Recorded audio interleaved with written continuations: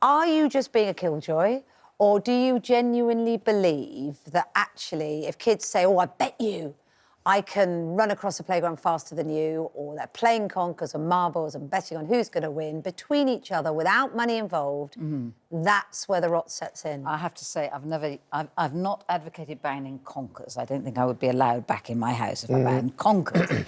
But would you ban people betting on conkers?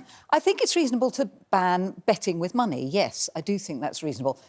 What we've got to take on board, I mean, these figures are staggering, you know, 2 years, quadrupled. So and it's now apparently a bigger problem than alcohol, cigarettes, drugs, all those things. And it is a real problem. We tend to think that because it's not a substance, it doesn't feel quite so much like an addiction to us. It is an addiction, and it ruins lives, and it takes lives. People can kill themselves if they get into terrible gambling debt. So we've got to take it seriously. And we do need a lot more research. It's so new, this, that we haven't really studied why it's happening, what's causing it, and so on. But I do think it's reasonable. Well, if you take something seriously, you make sacrifices to stop the future suffering. And it's perfectly reasonable to say... And people did this, you know, a few generations ago. There were lots of people who said, you know, I'm not a betting man, I won't put 50p or 10 bob on anything. It's perfectly reasonable to say to children, you can't bet money. You know, something like conkers... The problem is, the argument is, isn't it, is that if they're just using matchsticks or they're just using marbles as betting, then it's not money, but it's the process is there. Right, this is where we need far more research to find out where the addiction starts. I mean, one of the things we're discovering through research is that addiction is an inherited... trait? Yeah, not quite trait, but there's a weakness. That, you know, some of us inherit much more of an addictive tendency than others. You can get through your parents or people around you. Absolutely. But so this is where we need to know. But I think, I mean, you know, you don't want to go silly and you don't want to ban things that are based on skill, not luck. That's you know... OK, that's interesting because, well, we'll come to Marina. The stats don't lie, do they? I mean, it's quadrupled in 2 years. And to say 50,000 children that have a gambling problem between 11 and 16 is just an extraordinary statistic as well. Something needs to be done. And is Anne's point that actually, you know what, we've got to start at school and we've got to start, as harsh as it might sound, starting there is only going to, in theory, going to help. Yeah, I know, I think Anne is totally right. We need to take this seriously and it is a big consideration. I think you've got to think about, you know, what you said, it's a huge increase in the last 2 years. Now, these playground games have been around for way more than 2 years. What's changed in the last 2 years and how children are behaving in terms of how children are engaging with each other and playing?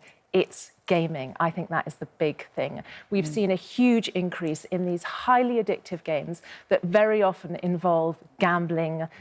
You know, basically what is gambling in all apart from name. You know, look at Fortnite, you look at, you know, loot boxes, which are essentially scratch cards. You pay for them and you might get something great. You might get a great player if you're playing the FIFA game.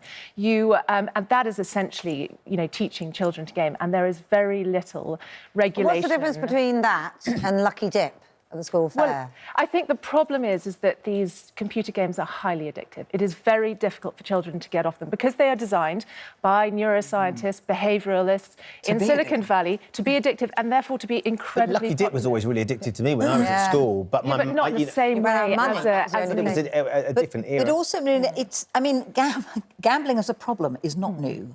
You know, you read about people... But the increases in children... You know, you often read of the Regency rake who gambled away his family's fortunes and caused enormous suffering. Something that will perhaps make me very unpopular, but I think we have to, you know, as we're all in agreement this is serious and we've got to tackle it seriously, is children follow where their parents, where adults lead. Now, the National Lottery is a very interesting thing. When Wilberforce banned slavery, after they finished banning slavery, he said, now, the next thing that's got to go is the National Lottery. And yet we've reintroduced it. Why? If children see their parents, see all the people they look up to... We have seen huge benefits from the National Lottery as well. There may be. Sort of the community projects that have been funded, the sports that have been funded. Sure, but that doesn't mean we can't fund those another way. The money doesn't come, but the money has to come from... It's just worth raising the question, isn't it? It's worth raising what is it in our society that is doing this kind of thing, and it's worth taking radical action. I think in defence of those playground games that might well emulate, you know, vague gambling, like, Perudo or Monopoly, is that it does enable you to have a conversation with your children. And I think that's the important thing. Banning children from something isn't going to stop them from doing something. Banning your children from... It doesn't. Let me finish.